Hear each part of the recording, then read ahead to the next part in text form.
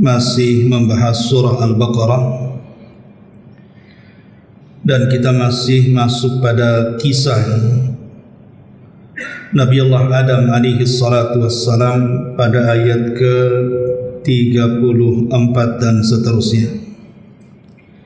Kita baca ayatnya baru kita terangkan. A'udzubillahi minasyaitonir rajim. Bismillahirrahmanirrahim. Wa idh qulna lil malaikati isjudu li Adam fasajadu illa iblis aba wastakbara wa kana minal kafirin. Wa qulna ya Adam uskun anta wa zawjukal jannah wa kula minha ragadan haitsu syi'tuma wa la taqraba hadhihi asy-syajarata fatakuna minadh dhalimin. Fa azallahuma asy-syaitanu 'anha fa akhrajahuma mimma kana fi wa qulna ihbitu ba'dukum li ba'd aduwwun wa lakum fil ardi mustaqarrun wa mata'un ilahin. Dan ingatlah ketika kami berfirman kepada para malaikat, sujudlah kalian kepada Adam, maka mereka pun para malaikat sujud kecuali iblis. Ia menolak sujud dan menyombongkan dirinya, dan ia termasuk golongan kafir.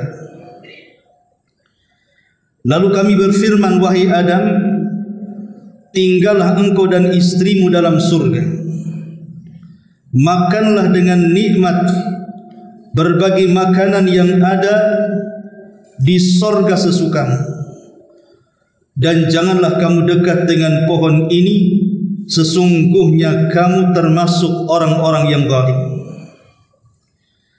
Lalu setan menggelincirkan keduanya dari surga sehingga keduanya dikeluarkan dari surga.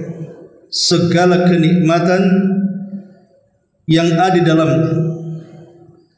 Ketika keduanya ada di sana, lalu kami berfirman, turunlah kalian ke bumi sebagian kamu menjadi musuh bagi yang lainnya, serta bagi kamu ada tempat tinggal dan kesenangan di bumi sampai batas waktu yang ditentukan.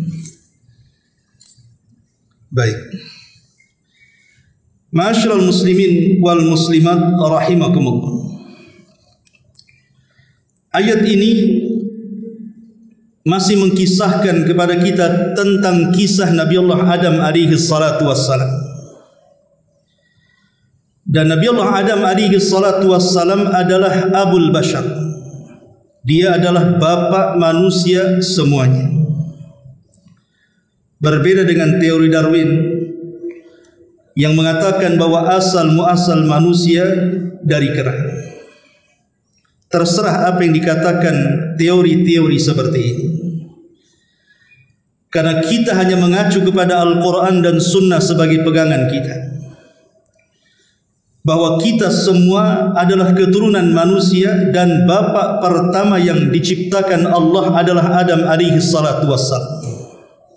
Berarti kita adalah keturunan Adam alaihi salatu wassalam, bukan keturunan kera. Nabiullah Adam alaihi salatu wassalam dimuliakan oleh Allah subhanahu wa ta'ala dengan banyak kemuliaan. Di antaranya sujudnya para malaikat kepada Adam yang sudah saya kisahkan pada minggu yang lalu. Kemudian Allah subhanahu wa ta'ala anugerahkan Nabiullah Adam alaihi salatu wassalam ilmu pengetahuan yang tidak pernah diajarkan kepada para malaikat. Kemudian Adam alaihi salatu wassalam dijadikan kiblat oleh para malaikat dengan sujudnya malaikat kepada Adam. Bahkan lebih daripada itu, Allah subhanahu wa ta'ala langsung menciptakan Adam oleh dirinya langsung, dan dijadikan makhluk sebaik-baik bentuk yang Allah katakan, laqad khalaqnal insana fi ahsani taqwim. Sungguh kami ciptakan manusia dalam sebaik-baik bentuk. Kemudian juga Nabi Adam alaihi salatu wassalam dimuliakan oleh Allah Subhanahu wa taala dengan cara diturunkan ke bumi yang kisahnya kita akan kisahkan di sini. Karena dengan turunnya Adam ke bumi, kemudian dia pun mengakui dosa yang sudah dilakukannya, dan Allah Subhanahu wa taala muliakan setelahnya bahkan seluruh anak turunannya. Allah katakan walaqad karramna bani Adam.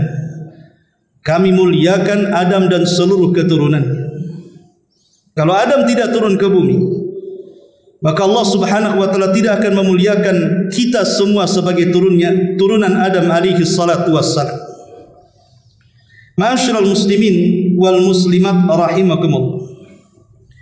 Dalam ayat yang kita akan kisahkan ini adalah kisah pembangkangan iblis kepada Allah Subhanahu wa taala.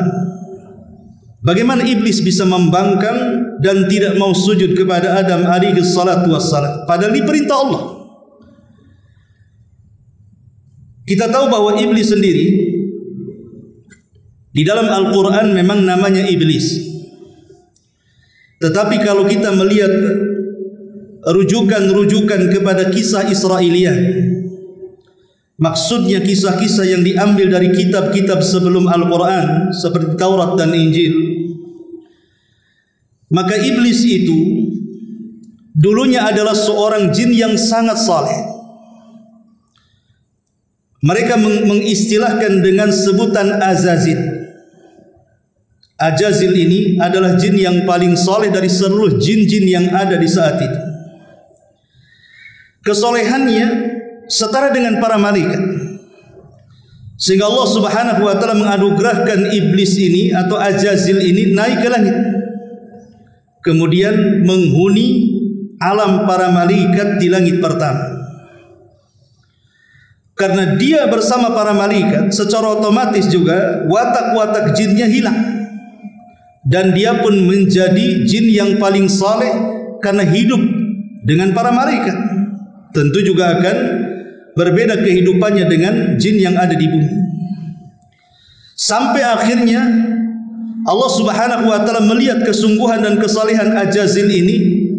Akhirnya Allah memasukkan ia ke dalam sorga dan dijadikan pembendaharaan sorga, memegang pembendaharaan sorga. Dan dia mendapatkan fasilitas kenikmatan yang luar biasa yang Allah Subhanahu wa taala anugerahkan kepada Azazil. Dia mendapatkan kenikmatan karena kesolehannya. Sampai pada waktunya Allah Subhanahu wa taala hendak menciptakan seorang makhluk yang bernama Adam alaihi salatu wassalam. Ketika itu para malaikat kaget, kenapa Allah Subhanahu wa taala hendak menciptakan makhluk yang akan merusak bumi, bahkan menumpahkan darah. Sampai-sampai para malaikat menawarkan dirinya dan mengatakan, ya Rabb, kalau engkau hendak menciptakan makhluk, yang makhluk ini dalam rangka beribadah untukmu di bumi, biarkan makhluk itu tidak perlu kau ciptakan, biar kami yang turun ke bumi, supaya di bumi sudah tidak ada lagi makhluk yang menumpahkan darah bahkan merusak bumi seperti jin. Cukup kami para malaikat yang akan menyembah kamu dan tidak akan ada kerusakan lagi. Tapi Allah Subhanahu wa taala mengatakan kepada para malaikat, tidak perlu, karena makhluk yang akan kuciptakan ini kalian sendiri tidak tahu seperti apa rupanya dan seperti apa kelak hidupnya. Makanya Allah Subhanahu wa taala mengatakan, saya lebih tahu apa yang kalian tahu. Dan betul, setelah Allah Subhanahu wa taala ciptakan Adam, dari Adamlah lahir para nabi, dari Adam lahir para syuhada, orang-orang saleh, para siddiqin, yang terkadang tingkatan mereka lebih tinggi dibandingkan tingkatan para malaikat itu sendiri. Walaupun tidak diragukan dari turunannya ada orang-orang yang merusak bumi dan menumpahkan darah. Ma'asyiral muslimin yang dimuliakan Allah Azza wa Jalla, maka sebagai kafarah isti'jal, terburu-burunya malaikat menawarkan diri kepada Allah untuk menggantikan Adam maka malaikat sebagai kafarahnya, akhirnya mereka pun membuat sebuah Ka'bah di langit yang disebut dengan Baitul Ma'mur. Baitul Ma'mur inilah pernah dilihat Nabi saat peristiwa Isra Mi'raj. Disitulah malaikat tawaf selama 1 hari berjumlah 70.000 malaikat setiap hari. Apabila mereka sudah tawaf kemudian keluar dari Baitul Ma'mur, ganti dengan malaikat yang lain dengan jumlah yang sama. Kemudian hari berikutnya keluar diganti dengan malaikat lain dengan jumlah yang sama. Sehingga kita tidak tahu berapa jumlah para malaikat yang diciptakan Allah Subhanahu wa taala. Wa ma ya'lamu junuda rabbika illa hu. Tidak ada yang tahu jumlah para malaikat kecuali Allah Subhanahu wa taala. Jadi itu bentuk kafarah isti'jal. Terburu-burunya malaikat ketika Allah menciptakan Adam, seolah-olah Allah akan menciptakan makhluk seperti jin yang suka merusak dan menumpahkan darah.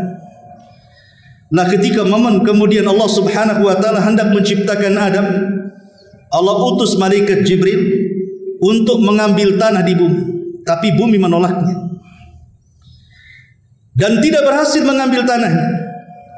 Kemudian Allah utus malaikat Mikail untuk mengambil tanah di bumi, juga gagal, tidak bisa diambil karena bumi menolaknya. Akhirnya malaikat demi malaikat diutus oleh Allah untuk mengambil tanah di bumi, bumi pun tetap menolaknya. Karena bumi tidak mau diambil sedikit pun tanahnya untuk menciptakan makhluk yang kelak akan merusak dirinya. Sampai akhirnya Allah utus malakul maut dan berhasil mengambil. Maka sejak itulah Allah Subhanahu wa taala menobatkan malakul maut sebagai malaikat pencabut nyawa. Karena dia yang berhasil mengambil tanah yang kelak akan menciptakan Adam, maka Allah kemudian berikan tugas kepada malakul maut, dia juga yang akan mencabut nyawa dan seluruh keturunan. Setelah kemudian tanah itu dibawa ke langit antara Sidratil Muntaha dan sorga, Allah Subhanahu wa taala membentuk Adam dengan sebaik-baik bentuk. Dalam sebuah riwayat Israiliyat bahwa setelah kemudian dibentuk, maka dibiarkan selama 40 tahun. Selama 40 tahun inilah para malaikat selalu mengintip sebenarnya Allah menciptakan makhluk seperti apa. Tetapi tidak berani mendekatinya kecuali Ajazil. Ketika di sorga dia mendengar bahwa Allah menciptakan makhluk selain dirinya dan para malaikat, disinilah muncul sifat aslinya. Karena dia dari kalangan jin, makanya Allah Subhanahu wa taala berfirman, "Kana minal jin fa fasaqa an amri rabbi." Bahwa iblis itu dari kalangan jin yang berbuat fasik kepada Rabb. Berubahlah jadi jin yang paling saleh menjadi jin yang paling fasik. Muncul tabiat jinnya, hasadnya muncul dalam hatinya. Inilah penyakit yang pertama yang muncul di langit, hasad. Karena iblis ketika itu hasad, jangan-jangan Allah Subhanahu wa taala hendak menciptakan sebuah makhluk, seorang makhluk untuk menggantikan posisinya di sorga. Akhirnya kemudian dengan hasadnya iblis penasaran, kemudian mendekati patung Adam yang belum ditiupkan ruh. Kemudian masuk dari lubang telinga, keluar dari lubang mulut, masuk dari lubang hidung, keluar dari lubang dubur. Kemudian ditepuklah badan Adam itu. Rupanya bersuara. Kemudian iblis mengatakan, atau Ajazil mengatakan, sungguh ini makhluk yang lemah. Kenapa? Karena dia ajwa, artinya berongga. Artinya dia butuh makan dan minum. Kemudian dia bersumpah, wallahi lau sullitta alayya la uhlikan. Kalau seandainya engkau wahai Adam diserahkan kepadaku, kuhancurkan dirimu. Mulai hasadnya nampak di sini. Setelah kemudian 40 tahun lewat, maka Allah Subhanahu wa taala mengumpulkan para pembesar para malaikat dari Jibril, Mikail dan para malaikat yang ada di langit sana, termasuk Ajazil ada di tengah-tengah mereka. Di sinilah Allah Subhanahu wa taala berfirman menjelaskan tentang kisahnya. Wa idz qulna lil malaikati isjudu li Adam. Ketika kami, kata Allah, berfirman kepada para malaikat, sujudlah kalian kepada Adam. Semua sujud para malaikat. Fasajadu, semua malaikat sujud. Kenapa semua malaikat sujud? Karena malaikat itu taunya hanya perintah saja. Dia makhluk yang tidak diberikan syahwat. Makanya Allah Subhanahu wa taala berfirman tentang para malaikat, wa yaf'aluna ma yu'marun. Mereka melakukan apapun yang diperintahkan Allah Subhanahu wa taala. La ya'sunallah. Mereka tidak pernah bermaksiat kepada Allah Azza wa Jalla. Kalau Allah perintahkan sesuatu, mereka hanya mengatakan satu kalimat sami'na wa ata'na. Makanya ketika Allah mengatakan sujud kalian kepada Adam, maka semua malaikat sujud. Dalam ayat yang lain Allah Subhanahu wa taala mengatakan falamma sawaituhu, ketika kami sudah menyempurnakan, maksudnya menyempurnakan ciptaan Adam dalam bentuk yang paling indah, wa nafakhtu fihi min ruhi, kemudian kami tiupkan ruhku kepada Adam, faqa'u lahu sajidin, maka sujudlah kalian kepada Adam. Ayat ini menunjukkan bahwa semata-mata ruh Adam dimasukkan ke dalam jasadnya, maka ketika itu malaikat harus sujud. Di sini saya sudah jelaskan, ada yang mengatakan bahwa sujudnya para malaikat kepada Adam ini karena mereka ingin menjadikan Adam sebuah kiblat, sama dengan kita sujud ke Baitullah Al-Haram. Ada juga yang mengatakan bahwa sujudnya para malaikat kepada Adam ini karena ruh yang ditiupkan. Karena ruhnya Adam itu kan ruh biasa. Itu ruh yang disandarkan kepada Allah Subhanahu wa taala. Makanya mereka pun sujud kepada ruh yang mulia yang dinasabkan kepada Allah, bukan kepada jasadnya. Karena manusia itu mulia bukan karena jasad. Manusia mulia itu karena ruh. Selama manusia itu ada ruhnya, selama itu kemuliaan masih ada pada dirinya. Selama manusia hilang ruh pada jasadnya, maka manusia tidak akan dihormati dan dimuliakan manusia yang lain. Mungkin dikenang, tapi tidak dihormati. Ma'asyiral muslimin yang dimuliakan Allah Subhanahu wa taala. Makanya Allah mengatakan semata-mata ruh itu masuk ke dalam jasad Adam, faqa'u lahu sajidin, sujud kalian semuanya. Apa yang terjadi? Fasajadu, semua malaikat sujud, illa iblis, kecuali iblis. Iblis tidak mau sujud. Aba, dia enggan, wastakbara, dia sombong, wa kana minal kafirin, maka sejak itulah iblis dianggap kafir. Ma'asyiral muslimin yang dimuliakan Allah Subhanahu wa taala, sedikit cerita iblis. Kenapa kemudian Ajazil, jin yang paling saleh, berubah kemudian sebutannya menjadi iblis? Dan iblis ini diambil dari kata apa? Sebagian para ulama mengatakan iblis ini artinya adalah orang yang putus asa dari rahmat Allah Subhanahu wa taala. Jadi iblis ini maknanya adalah makhluk yang sangat berputus asa kepada Allah, kepada rahmat Allah Subhanahu wa taala. Makanya dia kufur. Makanya hati-hati, orang yang putus asa ini bahaya. Bisa mengakibatkan kekufuran. Contohnya orang yang banyak melakukan maksiat. Dari kecil, dewasa sampai tua dia melakukan maksiat. Kemudian dia putus asa seolah-olah tidak akan mendapatkan rahmat Allah. Akhirnya dia tidak mau tobat karena merasa dosanya besar, tidak mungkin diampuni dan pasti masuk neraka. Akhirnya dia putus asa. Makanya kenapa kemudian putus asa ini dosa yang paling besar dibandingkan dosa yang dilakukannya dari kecil sampai tua, masih sedikit dibandingkan dosa putus asanya. Kenapa? Karena putus asa itulah yang menjadikan dia tidak mau tobat kepada Allah Subhanahu wa taala. Yang menghalangi dia bertobat itu putus asa. Padahal kalau seandainya orang yang melakukan dosa itu mau bertobat, Allah pasti mengampuni tobatnya, mengampuni dosa-dosa dengan tobat nasuhanya. Karena Allah Subhanahu wa taala yaghfiru dzunuba jami'ah. Allah itu pasti mengampuni semua dosa. Tidak ada satu dosa, bahkan sebesar-besar dosa syirik sekalipun, yang tidak akan pernah terampuni. Kalau dia bertobat sebelum wafatnya, Allah akan ampuni dia. Kecuali kalau dia mati di atas kesyirikan besar, lain ceritanya. Ma'asyiral muslimin wal muslimat rahimakumullah.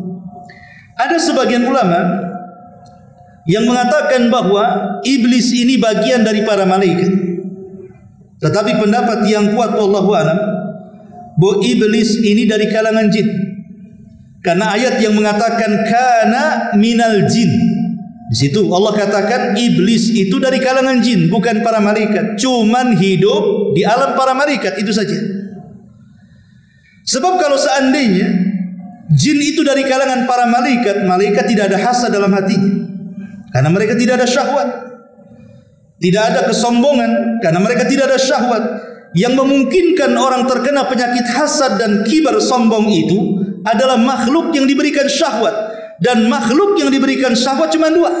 Kalau tidak manusia, ya jin. Makanya kemudian pendapat yang kuat wallahu a'lam berdasarkan ayat tadi bahwa iblis itu dari kalangan jin. Ma'asyiral muslimin yang dimuliakan Allah Subhanahu wa taala. Adapun perbedaan antara iblis kemudian jin dan syaitan, tentu kita sudah paham bahwa iblis adalah pembesar daripada jin. Dan jin sendiri adalah makhluk yang diciptakan oleh Allah dari ujung cahaya api sebelum Allah menciptakan Adam. Dan setelah Allah menciptakan para malaikat, mereka menghuni bumi. Jadi yang menghuni bumi pertama kali itu bukan manusia, tapi kalangan jin. Dari mana kita tahunya bahwa bumi ini pertama dihuni oleh kalangan jin? Dari perkataan para malaikat. Ketika malaikat mengatakan kepada Allah Subhanahu wa taala, saat Allah mengatakan inni ja'ilun fil ardi khalifah, bahwa saya akan menciptakan satu makhluk yang akan menghuni bumi. Jin berpikir jangan-jangan makhluk ini akan menumpahkan darah dan juga akan merusak bumi. Pertanyaannya, makhluknya belum diciptakan, artinya Adam belum diciptakan. Kenapa para malaikat langsung berasumsi negatif? Tidak ada kebaikan sekali dari perkataan para malaikat. Langsung menjustis dan mengatakan bahwa makhluk ini akan merusak bumi dan akan menumpahkan darah. Kenapa malaikat sampai bicara seperti itu? Tidak lain dan bukan karena malaikat hendak mengkiaskan jangan-jangan makhluk yang diciptakan ini sama dengan jin yang sebelumnya sudah menghuni bumi, di mana kalangan jin suka merusak bumi, bahkan suka menumpahkan darah. Jangan-jangan Allah akan menciptakan makhluk seperti mereka. Dari sini kita tahu bahwa bumi sebelumnya dihuni oleh kalangan jin. Kemudian Allah Subhanahu wa taala ciptakan Adam ini untuk menjadi khalifah, dan makna khalifah itu artinya makhluk pengganti. Seperti Abu Bakar khalifah karena dia mengganti Nabi. Kemudian Umar juga khalifah karena dia mengganti Abu Bakar. Maka manusia menjadi khalifah karena dia mengganti jin, yang harusnya jin memakmurkan bumi, tetapi mereka merusak dan menumpahkan darah. Mereka tidak layak tinggal di bumi. Makanya kemudian Allah gantikan kekhilafahan mereka dengan diciptakan Adam dan anak keturunannya. Lalu jin tinggal di mana kalau begitu? Satu hari mereka sedang melakukan kerusuhan yang luar biasa. Maka Allah Subhanahu wa taala mengirimkan pasukan para malaikat untuk mentertibkan jin yang ada di bumi. Dari situlah jin-jin yang jahat dilempar ke lautan, dilempar ke hutan, ke tempat-tempat yang tidak ada penghuni manusia di situ. Makanya kemudian kita tahu dalam hadis Nabi SAW, istana terbesar iblis itu di mana? Di lautan. Ada seorang syekh namanya Isa Daud, walaupun kitabnya banyak dikritik. Jadi Isa Daud ini seorang peruqyah dari Mesir. Dia meruqyah jin yang masuk ke dalam tubuh seorang muslim, diruqyah sama seorang yang bernama Isa Daud ini. Lah percakapan Isa Daud ini dengan seorang muslim yang diruqyah itu dicatat dalam sebuah kitab. Dialog antara Isa Daud dengan seorang jin muslim yang masuk ke tubuh seorang muslim. Lah di antara percakapannya itu, ya memang banyak sekali yang dikritik para ulama. Salah satunya adalah dia mengatakan bahwa jin yang ketika diajak dialog dalam dialognya itu, bahwa Dajjal akan keluar dari segitiga Bermuda. Tentu ini bertentangan dengan hadis Nabi SAW, karena Dajjal tidak muncul di situ. Dajjal itu akan muncul di Khurasan, di Iran sana. Ya. Tetapi di situ ada dialog bahwa menceritakan tentang istana iblis itu ada di segitiga Bermuda. Salah satu perbincangan Isa Daud itu bahwa istana iblis itu ada di segitiga Bermuda. Sehingga sepanjang sejarah kita sering mendengar ada kapal masuk ke situ dan tidak pernah kembali, kemudian pesawat ada yang tersedot kemudian tidak pernah kembali. Intinya lautan yang sangat menakutkan di dunia, segitiga Bermuda itu. Lah Isa Daud ketika berdialog dengan jin itu dikatakan bahwa istana iblis itu ada di segitiga Bermuda itu. Walaupun tentunya dalam hadis Nabi SAW tidak dijelaskan laut mana sebenarnya yang dijadikan istana oleh iblis itu. Karena hadis Nabi SAW hanya mengatakan bahwa setiap hari iblis itu akan mengirim pasukan dari tengah lautan di dalam istananya untuk menggoda Bani Adam ke daratan. Ada di antara mereka yang menggoda yang akhirnya solat jadi tidak solat, yang tadinya suka puasa jadi tidak puasa, suka baca Quran meninggalkan Quran, yang suka tidak maksiat akhirnya berzina, mabok, khamar dan begitu seterusnya. Sampai ada satu utusan jin itu yang dengan semangat melaporkan dia sudah membuat keluarga kaum muslimin bercerai-berai, berpisah cerai di antara mereka. Maka iblis bangkit kemudian mengambil piala dan meletakkan di kepalanya dan mengatakan, sebaik-baik tentara adalah dirimu.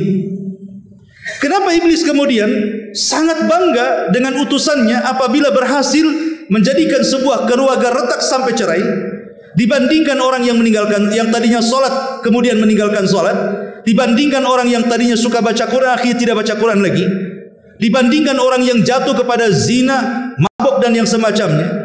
Kenapa dia lebih suka dengan pasukannya kalau ada yang mencerai-berai keluarga kaum muslimin? Tentu ada alasannya. Kalau orang mabok itu merugikan satu orang yang mabok saja. Orang yang meninggalkan sholat merugikan dirinya sendiri. Orang yang meninggalkan puasa merugikan dirinya sendiri. Begitu juga yang lainnya. Tapi kalau sudah berhasil menceraikan dua pasangan suami istri dalam keluarga muslim, itu korbannya bukan satu. Istri jadi korban, suami jadi korban, anak-anak pula jadi korban. Bahkan kemudian tetangga jadi korban, jadi isu. Kemudian durhaka orang tua kepada anak, orang tua jadi korban, jadi banyak korbannya. Tetapi yang ingin saya katakan bahwa hadis ini memang umum, tidak dijelaskan lautan mana. Cuman dari dialog Isa Daud, ya kita tidak percaya 100%, cuman saya menjelaskan bahwa beliau berdialog dengan seorang jin yang kerasukan dan mengatakan bahwa istananya ada di segitiga Bermuda. Wallahu a'lam. Kita tidak ada. Di mana yang jelas bahwa di tengah lautan. Lautan mana? Wallahu a'lam. Tapi yang jelas bahwa Allah Subhanahu wa taala memberikan tempat masing-masing. Malaikat ada di langit kalau turun ke bumi dalam rangka tugas. Manusia ada di daratan. Kalaupun mungkin ke lautan, mereka bukan bertempat tinggal, mungkin mencari maisha, mungkin dak safar dan begitu seterusnya. Lah jin-jin ini kebanyakan tinggal di lautan, di hutan-hutan dan yang semacamnya. Ma'asyiral muslimin yang dimuliakan Allah Subhanahu wa taala, intinya bahwa iblis tidak mau sujud kepada Adam. Makanya Allah mengatakan aba wastakbara wa kana minal kafir. Enggan karena hasad, dari hasad muncul sombong, dari kesombongan itulah dia menjadi golongan yang kafir. Kemudian Allah Subhanahu wa taala setelah melihat pembangkangan iblis, apa yang dikatakan Allah? Allah minta alasan yang jelas. Allah sudah tahu alasannya. Tapi Allah ingin bertanya kepada iblis, kenapa kau tidak mau sujud? Disinilah iblis membuat kias batil, kias ma'al farik dalam ilmu usul itu, kias yang tidak sesuai. Dia mengatakan, bagaimana aku harus sujud kepada Adam ini sementara aku lebih baik dibandingkan Adam? Khalaqtani min nar wa khalaqtahu min tin. Aku diciptakan dari api, sementara kau ciptakan Adam dari tanah. Tentu aku lebih baik dibandingkan Adam. Alasannya kenapa? Api itu lebih dekat dengan cahaya, dan malaikat tercipta dari cahaya. Sementara tanah jauh panggang daripada cahaya. Tanah tidak bercahaya, tapi kalau api kan bercahaya. Seolah-olah iblis ingin mengatakan, saya lebih mirip bentuknya dengan malaikat. Sementara Adam ini tidak ada sama sekali mirip dengan malaikat. Kenapa aku harus sujud kepada Adam, katanya. Seolah-olah iblis mengatakan dia lebih baik dibandingkan Adam, karena lebih mirip dengan malaikat dibandingkan Adam yang sama sekali tidak mirip dengan malaikat. Tapi ini adalah kias yang batil. Kemiripan-kemiripan seperti ini tidak bisa dijadikan kias, karena belum tentu tanah lebih buruk dibandingkan api. Buktinya api itu manfaatnya hanya membakar. Sementara tanah ini kita bisa membangun masjid, membangun rumah, membangun jalan, banyak kemudian fasilitas ibadah kita bisa membangun dari tanah. Apakah kemudian masjid bisa dibangun dari api? Kemudian pesantren-pesantren bisa dibangun dari api? Sementara itulah tempat-tempat beribadah kita kepada Allah Subhanahu wa taala. Jadi kalau kita mau berlogika, kita katakan tanah jauh lebih baik dibandingkan api, karena api tugasnya cuma satu, bakar, enggak ada lagi. Ma'asyiral muslimin yang dimuliakan Allah Azza wa Jalla, sejak itulah Allah murka dan Allah Subhanahu wa taala katakan kepada iblis, keluar kau dari surga. Keluar. Maka dikeluarkanlah iblis dari surga. Tapi belum ke bumi, masih di sekitar langit. Disitulah Allah Subhanahu wa taala setelah mengeluarkan iblis dari surga, justru di sini Allah Subhanahu wa taala memuliakan Adam, yang ini membuat hasadnya lebih tinggi lagi. Iblis sudah hasad, makin tinggi lagi hasadnya. Kenapa? Karena setelah iblis keluar dari sorga, Adam pula dimasukkan ke dalam sorga. Apa enggak makin marah si iblis ini? Makanya Allah mengatakan, wa qulna ya Adamu uskun anta wa zaujukal jannah. Dan kami katakan, wahai Adam, masuklah engkau dan istrimu ke dalam surga. Saat Adam alaihi salatu wassalam tertidur, tiba-tiba Allah Subhanahu wa taala mengambil rusuk yang paling bengkok, yang paling atas, yang dekat dengan jantung. Kemudian rusuk itu diambil dan diciptakanlah Hawa. Makanya disebut Hawa. Kenapa Hawa? Hawa itu artinya oksigen. Angin yang kita keluarkan itu disebut hawa. Kenapa hawa disebut hawa? Karena satu-satunya makhluk di alam semesta yang diciptakan dari zat yang hidup itu adalah hawa. Adam ini sudah hidup, diciptakan dari benda yang hidup, makanya disebut hawa. Lah ketika kemudian Adam tidak menyadari bahwa tulang rusuk yang paling atas, yang paling bengkok, yang dekat dengan jantung itu diambil oleh Allah, kemudian diciptakan istrinya Hawa, dibaringkan di sampingnya. Adam pun ketika terbangun terkejut, tiba-tiba ada seorang wanita di sampingnya. Kemudian Adam mengatakan kepada wanita di sampingnya, "Man anti? Siapa kamu? Kenapa Allah Subhanahu wa taala ciptakan kamu?" Maka Hawa pun menjawab ucapan Adam dan mengatakan, li askuna ilaika, agar dengan kehadiranmu bisa membawa ketenangan kepadamu. Di sini Allah Subhanahu wa taala katakan, wa min ayatihi an khalaqa lakum min anfusikum azwaja litaskunu ilaiha wa ja'ala bainakum mawaddatan wa rahmah inna fi dzalika laayatin liqaumin yatafakkarun. Dan dari tanda-tanda kuasa Allah, wa min ayatihi an khalaqalakum min anfusikum azwaja, Allah ciptakan dari dirimu sendiri, maksudnya Adam, pasanganmu Hawa. Untuk apa? Litaskunu ilaiha, agar engkau bisa tenang kepadanya. Wa ja'ala bainakum mawaddatan wa rahmah, dan kami jadikan pada diri engkau bersayang, berkasih. Dan itu adalah tanda bagi orang-orang yang memiliki akal sehat. Jadi dengan kehadiran Hawa di sisi Adam itu membuat ketenangan kepada Adam alaihi salatu wassalam. Sebab saat Adam berada di sorga, Adam tidak tenang hidupnya. Padahal di sorga itu kenikmatannya yang luar biasa. Ma la ainun ra'at, wala udhunun sami'at, wala khatara ala qalbi bashar. Kenikmatannya tidak bisa dilihat mata, kenikmatannya belum pernah didengar telinga, kenikmatannya tidak bisa direnungkan dalam pikiran manusia, saking nikmatnya. Tapi Adam tidak tenang. Kalau saya boleh analogikan seperti ini, seandainya Batam ini diserahkan kepada kita, Satu kota Batam dengan berbagai macam fasilitasnya yang sekarang ada hari ini, tapi kita hidup sendirian di Batam. Lontang-lantung ke Nagoya sendiri, ke Batu Haji sendiri, ke Batu Besar sendiri. Kira-kira tenang nggak? Nggak akan tenang hidup sendiri. Walaupun kota Batam milik kita, kita rajanya, tapi nggak ada orang kecuali kita. Itulah yang dirasakan Adam. Kenikmatan surga tidak bisa membuat dia tenang. Padahal surga itu nikmatnya luar biasa. Dia ketakutan di surga, bayangkan. Lah makanya karena kemudian Allah Subhanahu wa taala, dengan sebab itulah Allah ciptakan pasangannya. Akhirnya surga yang penuh indah tapi menakutkan bagi Adam menjadi terasa indah dan menyenangkan. Ma'asyiral muslimin yang dimuliakan Allah Azza wa Jalla. Jadi pasangan hidup itulah sandaran hidup kita. Dengan adanya istri di sekitar kita, itulah yang membuat kita tenang. Makanya Adam merasa tenang dengan adanya Hawa. Ketika itu Allah Subhanahu wa taala katakan setelah menciptakan Hawa, wa qulna ya Adam uskun anta wa zaujukal jannah. Masuklah kau Adam, bawa istrimu, bersenang-senanglah di surga. Wa kula minha ragadan haitsu syi'tuma. Makan dari seluruh kenikmatan yang ada di surga. Abdullah ibn Abbas radhiyallahu anhu mengatakan, perbedaan surga dengan dunia itu hanya ada di nama. Persamaan surga dengan dunia itu hanya ada di nama. Di surga ada pisang, di dunia ada pisang, nama saja.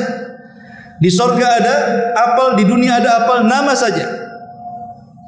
Di surga ada madu, di surga ada khamar, di dunia juga ada madu, ada khamar, nama saja, tapi hakikatnya berbeda. Jadi Abdullah bin Abbas mengatakan, persamaan surga dengan dunia itu hanya nama, bukan hakikat. Karena rasa pisang dunia dengan surga akan berbeda. Rasa kurma yang ada di dunia dengan kurma di surga juga akan berbeda. Karena kenikmatan tidak pernah dilihat, didengar, bahkan terlintas pun tidak. Dan itu kenikmatan yang sesungguhnya. Makanya Allah mengatakan wa kula minha ragadan haitsu syi'tuma. Tapi Allah mengatakan wala taqraba hadhihi syajarata fatakuna minadh dhalimin. Tapi ingat, semua minuman boleh kau minum, semua makanan boleh kau makan, semua buah-buahan yang ada di surga silahkan kalian cicipi. Tapi tolong, ini ujian Allah, jangan dekat satu pohon ini. Sebagian ahli tafsir, maksudnya pohon yang ada di surga yang Nabi Adam alaihi salatu wasalam tidak boleh dekat-dekat itu, maksudnya pohon apa? Inilah yang menjadi perbincangan para ulama, terutama ulama sejarah. Sebenarnya pohon apa yang tidak boleh didekati oleh Nabi Allah Adam alaihi salatu wasalam saat di surga? Ada yang mengatakan bahwa pohon yang tidak boleh didekati Adam adalah syajaratut tin, buah tin, ma'ruf wa tini wa zaitun wa turi sinin, buah tin. Ya. Ini satu pendapat. Pendapat yang kedua maksudnya syajaratul inab, maksudnya adalah anggur. Jangan dekat-dekat buah anggur. Ada yang mengatakan syajaratul bur, maksudnya adalah gandum, biji-bijian. Jangan dekat-dekat di biji-bijian ini. Ada yang mengatakan tadi anggur, ada yang mengatakan dia inab, atin, ya. Dan macam-macam para ulama mengatakan, ada yang mengatakan buah apel. Makanya sebagian orang barat mereka membuat perusahaan itu dengan perusahaan Apple. Alasannya karena itu salah satu buah yang ada di surga. Tetapi kalau kita melihat Al-Quran, tidak ada kalimat ini. Allah hanya mengatakan wala taqrab hadhihi syajarah. Jangan dekat pohon-pohon ini. Pohon apa itu? Wallahu alam. Ini kan menurut Israiliyat, ada yang mengatakan buah-buahan yang tadi saya sebutkan tadi.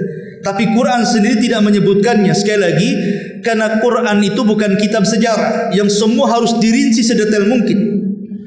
Tetapi Quran itu kitab ibrah dan pelajaran. Cukup kemudian menjelaskan secara global, kemudian diambil dan dipetik pelajaran, itu sudah cukup. Kalau kita ingin membentangkan, ya merujuk kepada kitab sejarah. Karena Quran bukan kitab sejarah. Quran itu kitab ibrah, kitab pelajaran yang kita ambil pelajarannya untuk kita amalkan. Makanya tidak dijelaskan pohonnya pohon apa, karena tidak ada faedahnya. Tetapi subhanallah, semakin dilarang, manusia ini semakin penasaran. Tentu pada awalnya Nabi Allah Adam alaihi salatu wasallam sangat patuh dengan perintah Allah. Tapi iblis ada kesempatan. Ketika ada kelemahan di sorga, bahwa ada satu pantangan tidak boleh didekati Adam dan Hawa. Kalau didekati pasti akan jadi masalah. Inilah yang menjadi senjata iblis untuk mengacau Adam. Dengan cara apa? Memberikan was-was. Bagaimana caranya memberikan was-was? Bukankah iblis di luar sorga, sementara Adam dan Hawa dalam sorga? Di sini menjadi perbincangan ulama sejarah. Ada yang mengatakan bahwa iblis ini bekerja sama dengan ular yang selalu masuk ke luar sorga. Dia masuk ke tubuh ular, kemudian ular ini masuk ke dalam sorga. Makanya dia bisa masuk ke dalam sorga. Ini kisah Israiliyat, tidak ada dalam Quran dan Sunnah. Tapi ada juga yang mengatakan bahwa iblis dengan kelicikannya dia bisa masuk ke dalam sorga. Entah bagaimana caranya. Apakah Allah tidak tahu? Allah tahu, tidak mungkin Allah tidak tahu. Tapi kenapa Allah membiarkan? Karena Allah itu kalau menghendaki sesuatu pasti Allah membuat sebabnya. Innallaha idza arada syai'an ahya asbabah. Allah kalau menghendaki sesuatu, Allah akan ciptakan sebabnya. Bagaimana Allah akan menurunkan Adam dari sorga ke bumi, sementara Allah sudah katakan saya akan buat satu makhluk yang akan menjadi khalifah di bumi, sementara orangnya di sorga. Bagaimana caranya mengeluarkannya dari sorga supaya menjadi khalifah di bumi? Makanya Allah buat sebab. Allah biarkan iblis masuk, kemudian memberikan was-was kepada Adam. Tapi pendapat yang kuat wallahu a'lam bahwa iblis tidak pernah masuk ke dalam sorga, karena Allah sudah mengusirnya. Lalu bagaimana caranya? Wallahu a'lam. Yang jelas bahwa Allah berikan kekuatan kepada iblis, walaupun dia berada di luar sorga, dia sanggup memberikan was-was ke dalam sorga yang ada Adam dan Hawa di situ. Bagaimana caranya? Wallahu a'lam. Tapi yang jelas setiap hari iblis memberikan was-was, tapi Adam sanggup bertahan dengan was-was itu. Dan inilah kehebatan was-was syaitan. Setan ini kalau hendak menjerumuskan kita ke dalam maksiat, setan tidak akan menarik tangan kita. Terasa gitu tangan iblis nari-nari, ayo kita mau, kita zina, ayo enggak, atau dorong, terasa dorongannya dari belakang. Tidak. Setan itu tidak pernah menarik tangan kita, mendorong badan kita, mengikat kemudian membawa ke tempat maksiat. Tidak. Dia hanya memberikan was-was kecil dalam hati. Was-was ini bahaya sekali, padahal dia hanya bisikan saja. Bisikan itu yang membuat kita akhirnya jadi ahli maksiat. Lah Adam alaihi salatu wassalam itu terus diberikan bisikan-bisikan itu. Tetapi subhanallah, Adam masih tahan imannya sampai iblis putus asa. Kemudian dia membuat trik sumpah. Dia datang dengan was-was sumpah. Dia mengatakan di hadapan Adam alaihi salatu wassalam, wa qasamahuma inni lakuma minan nasihin. Iblis pun bersumpah di hadapan Adam bahwa dia adalah orang yang akan selalu memberikan nasihat kepada Adam. Kemudian iblis memberitahu kenapa Allah melarang tidak boleh mendekati pohon larangan. Karena kalau engkau makan dari pohon larangan itu, engkau akan menjadi kekal di sorga, atau engkau akan jadi malaikat. Antakuna malakaini au takuna minal khalidin. Kalau kau makan buah itu wahai Adam, kau akan jadi malaikat, atau minimalnya kau akan dikekalkan di sorga. Allah tak mau kau kekal di situ. Iblis pandai bersiasat, dan Adam alaihi salatu wasalam tergoda dengan sumpah iblis dan langsung percaya. Kenapa? Bagaimana mungkin ada sumpah dalam rangka dusta di alam para malaikat? Adam enggak pernah mendengar ada orang bersumpah dusta di alam para malaikat, karena alam para malaikat itu alam suci. Tidak mungkin ada orang berdusta di sana, apalagi bersumpah atas nama Allah. Disitulah kemudian berpikir Adam, mana ada orang bersumpah di alam para malaikat untuk kedustaan. Makanya Adam percaya dengan sumpahnya iblis, karena dia bersumpah di alam para malaikat masalahnya. Dan sebelumnya belum ada orang yang bersumpah untuk kedustaan. Disitulah akhirnya dia memakan buah larangan. Sebab itulah Allah subhanahu wa ta'ala marah, kemudian mengusir Adam, Hawa dan iblis dengan firman-Nya, fa'azallahuma syaitanu anha fa'akhrajahuma mimma kana fi wa qulna ihbitu ba'dukum li ba'din adu wa lakum fil ardi mustaqarrun wa mata'un ilahin. Lalu syaitan menggelincirkan keduanya sehingga keduanya dikeluarkan dari segala kenikmatan yang ada di sorga. Dan Allah katakan kepada mereka, ihbitu jami'a, keluar kalian semua, keluar kalian semua dari sorga. Maksudnya Adam, Hawa dan Iblis, keluar. Dan kalian akan menjadi musuh sebagian kalian dengan sebagian yang lain. Iblis memiliki musuh dari dua arah, dari arah Adam dan dari arah Hawa. Jadi iblis dikeroyok dengan dua manusia, Adam dan Hawa. Itulah musuhnya. Ketika Adam tidak bisa digoda, maka iblis akan menggoda Hawa. Artinya iblis ini kalau tidak bisa menggoda dari jalur laki-laki, maka dia akan menggoda dari jalur perempuan. Maka dengan takdir Allah Subhanahu wa taala, Allah turunkan Adam, Hawa dan iblis ke dunia. Sebagian ahli tafsir mengatakan bahwa Adam itu diturunkan di Sri Lanka, di India sana. Makanya di sana ada Jabal Adam. Ada yang mengatakan, ya macam-macam memang penafsiran para ulama, tapi itu yang banyak dikuatkan para ulama bahwa Adam diturunkan di Sri Lanka. Adapun Hawa diturunkan di Jeddah. Adapun iblis diturunkan di lautan. Makanya dia buat istananya di lautan. Lah ketika terpisah antara Adam dan Hawa, satu di Jeddah, satu di Sri Lanka, maka saat kemudian Allah Subhanahu wa taala turunkan Hajar Aswad dari sorga ke bumi. Hajar Aswad ini dulunya hitam, dulunya putih, tapi karena kesyirikan yang dilakukan orang-orang jahiliyah di zaman itu, makanya kemudian menjadi hitam. Karena makhluk yang dari sorga itu ada 4. Maksudnya makhluk yang dari sorga itu asalnya itu ada 4. Pertama Hajar Aswad, yang kedua Maqam Ibrahim, yang kedua Sungai Nil dan Efrat. Sungai Nil dan Efrat maksudnya asal airnya. Kalau sekarang ya sudah bukan dari sorga, asal airnya Efrat dan Nil itu semua dari sorga, dari mata air sorga. Kemudian Maqam Ibrahim itu kan ada tempat pijakan kaki Ibrahim. Kalau Maqam Ibrahim dibuka itu ada pijakan kaki Ibrahim. Lah pijakan itu dari perhiasan sorga. Kemudian Hajar Aswad. Lah Hajar Aswad saat diturunkan dari sorga itu dia bercahaya. Cahaya inilah yang kemudian mempertemukan antara Adam dan Hawa, yang satu di Sri Lanka, yang satu di Jeddah. Akhirnya keduanya mendekati cahaya itu. Ketika sudah dekat, maka tempat dekat pertemuan itu disebut Muzdalifah. Muzdalifah itu artinya karena sudah dekat dengan Arafah. Adam dan Hawa sudah di Muzdalifah. Kemudian sampai di Arafah, makanya Arafah disebut Arafah. Apa sih artinya Arafah? Arafah itu artinya mengenal. Maka Adam mengenali Hawa, kemudian Hawa mengenali Adam, makanya tempat itu disebut Arafah. Karena saling mengenal. Lah setelah kemudian berjumpa antara Adam dan Hawa, disitulah Allah Subhanahu wa taala menurunkan kalimatnya agar kalimat itu dibaca oleh keduanya. Dan itulah kalimat yang pertama yang Allah ajarkan kepada keduanya untuk dibaca. Apa kalimat itu? Rabbana zalamna anfusana wa illam taghfir lana wa tarhamna lanakunanna minal khasirin. Inilah kalimat pertama di bumi yang diucapkan Adam dan Hawa. Rabbana zalamna, ya Allah, kami sudah menzalimi diri-diri kami. Rabbana zalamna anfusana wa illam taghfir lana, kalau engkau tidak mengampuni dosa-dosa kami ya Rabb, wa tarhamna, dan engkau tidak memberikan rahmatmu kepada kami ya Rabb, lanakunanna minal khasirin, tentu kami termasuk orang-orang yang rugi.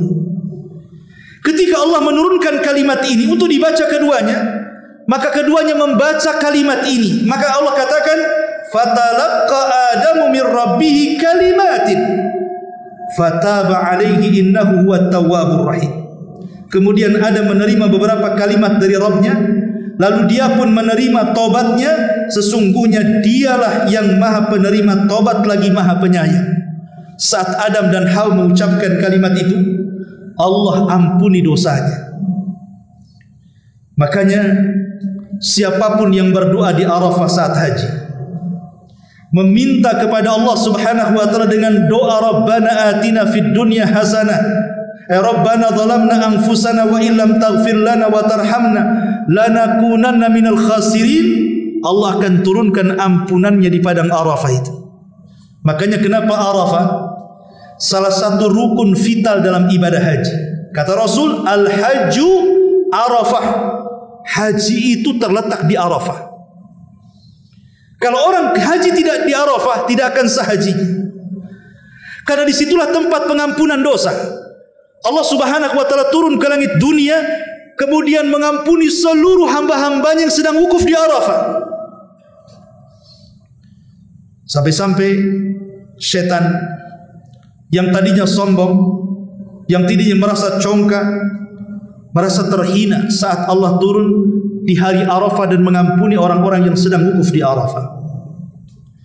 Ma'asyiral muslimin yang dimuliakan Allah Subhanahu wa taala, setelah kemudian keduanya bertobat dan membaca doa tobat yang diajarkan oleh Allah Azza wa Jal, maka mereka pun terbebas dari dosa. Dari situlah dia melangkah menuju Mekah, sudah tidak memiliki dosa. Dari tanah haram ke tanah halal. Karena Arafah itu kan ada yang halal, ada yang haram. Jadi orang-orang yang ingin melakukan umroh kedua kali umpamanya, atau mungkin wanita haid tidak bisa umroh, maka dia bisa mengambil mikotnya ke Arafah. Karena sebagian Arafah itu adalah tanah haram. Ya, ada tanah halalnya, ada tanah haramnya. Maka Adam pun masuk ke tanah halal, ke tanah haram. Dari tanah halal ke tanah haram menuju Mekah, sudah tidak memiliki dosa lagi, sehingga betul-betul dosanya tidak ada, sampai akhirnya masuk ke Ka'bah. Kemarin kita sudah jelaskan, pertama yang menciptakan Ka'bah siapa? Para malaikat. Kemudian diperbaiki Adam, kemudian diperbaiki Syith, kemudian turun-temurun sampai kemudian bolak-balik Ka'bah dibenahi di zaman Ibrahim, sampai ke zaman Nabi di usia 15 tahun, sampai ke zaman Abdullah ibn Zubair, sampai ke zaman Imam Malik berhenti. Tidak ada lagi perbaikan sampai hari ini. Maksud perbaikan itu, ada yang mengembalikan ke Ka'bah Ibrahim, ada yang tetap mengembalikan ke Ka'bah di zaman Quraisy. Walaupun hari ini Ka'bah yang kita lihat adalah pembangunan yang dibangun oleh orang-orang Quraisy, bukan pembangunan yang pernah dibangun oleh Ibrahim. Alasannya karena saat orang-orang Quraisy membangun Ka'bah itu kurang dana, karena disyaratkan dana membangun Ka'bah harus halal, sementara dana halal tidak banyak. Akhirnya terpaksa Ka'bah itu dipangkas, yang tadinya persegi panjang menjadi kotak, kemudian sebagiannya diputari dengan Hijar Ismail untuk membuktikan itu masih bagian daripada Ka'bah. Disitulah Adam kemudian tawaf pertama kali. Dan inilah negeri yang pertama kali Allah diibadahi sepanjang umat manusia diciptakan Allah Azza wa Jalla. Jadi tanah haram adalah tanah di mana Allah pertama kali diibadahi manusia. Oleh siapa? Adam dan Hawa. Ma'asyiral muslimin yang dimuliakan Allah Subhanahu wa taala. Lah kemudian Allah Subhanahu wa taala mengatakan, "Qul nahbitu minha jami'an. Fa imma ya'tiyannakum minni hudan faman tabi'a hudaya fala khaufun 'alaihim wa lahum yahzanun." Kami katakan, turunlah engkau wahai Adam, Iblis dan juga Hawa, semuanya. Nanti aku akan kirimkan petunjukku dari langit kepada kalian. Siapapun yang mengikuti petunjukku, kata Allah, dia tidak akan takut, dia tidak akan sedih. Maknanya siapapun yang menolak petunjukku, pasti dia akan mengalami ketakutan dan pasti dia akan mengalami kesedihan. Sebagian ulama tafsir mengatakan, apa yang dimaksud petunjuk di sini? Petunjuk di sini adalah kitab-kitab langit yang Allah akan turunkan.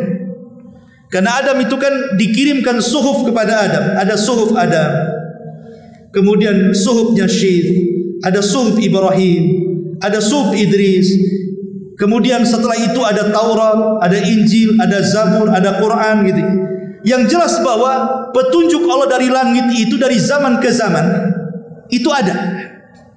Makanya ketika kita ini membahas tentang keimanan kepada kitab-kitab langit, Kita harus beriman kepada yang kita kenal namanya, Taurat, Zabur, Injil dan Quran, dan yang kita tidak kenal namanya. Karena kitab itu banyak yang turun. Itulah petunjuk. Maka siapapun yang mengikuti petunjuk pada setiap zaman, maka dia akan mendapatkan anugerah dari Allah. Tidak akan pernah takut akan perkara yang akan datang. Tidak akan pernah takut bagaimana setelah kematian dalam kuburannya dengan azab kuburnya. Tidak akan pernah takut di padang mahsyar bagaimana perjalanan melelahkan sampai dia masuk ke dalam surga. Dan tidak akan bersedih. Maksudnya sedih terhadap perkara yang ditinggalkan. Enggak usah sedih. Kalau orang yang mengikuti petunjuk enggak usah sedih walaupun meninggalkan anaknya, meninggalkan hartanya, meninggalkan istrinya, meninggalkan seluruh orang-orang dicintainya, karena akan dikirim para malaikat menjaga mereka. Karena petunjuk di sini berlaku pada setiap zaman. Dulu ada petunjuk yang namanya Taurat, diberikan kepada Nabi Musa. Maka siapapun yang mengikuti Taurat dan juga Nabi Musa, dia tidak akan takut dan tidak akan sedih. Kemudian setelah Musa meninggal, kemudian Allah turunkan Zabur dan juga Daud. Maka siapapun yang mengikuti Daud dan Zabur di zaman itu, dia akan selamat, tidak akan sedih dan tidak akan takut. Kemudian datang Isa pada zamannya, diturunkan kemudian Injil kepada Isa. Maka di zaman itu petunjuk adalah Injil dan juga Isa. Siapapun yang mengikuti Injil dan Isa, maka dia akan selamat, tidak akan takut dan tidak akan sedih. Tapi semua sudah berakhir dengan kedatangan Rasul kita Muhammad sallallahu alaihi wasallam dan Al-Quran yang diturunkan kepadanya. Maka hari ini tidak berlaku lagi Injil, tidak berlaku lagi Zabur, tidak berlaku lagi Taurat. Yang berlaku hanyalah Al-Quran dan Rasul kita Muhammad sallallahu alaihi wasallam yang membawanya. Siapapun yang mengikuti Al-Quran, siapapun yang mengikuti sunnah Nabi sallallahu alaihi wasallam, tidak akan takut dan tidak akan sedih. Kata Nabi sallallahu alaihi wasallam, "Taraktu fikum amrayn ma tamassaktum bihi lan tadillu abada, kitaballahi wa sunnati." Aku tinggalkan kepada kalian dua pusaka. Kalau kalian mau berpegang kepada keduanya, tidak mungkin sesat sampai kalian mati. Itulah Al-Quran dan juga sunnah Nabi sallallahu alaihi wasallam. Itulah petunjuk. Faman tabi'a hudaya fala khaufun alaihim wala hum yahzanun. Wallahu alam. Ini di antara terusan dari kisah kemarin tentang kisah Nabi Allah Adam alaihi salatu wassalam. Subhanallah bihamdika asyhadu an la ilaha illa anta astaghfiruka wa atubu ilaik. Allahu taala alam. Assalamualaikum warahmatullahi wabarakatuh.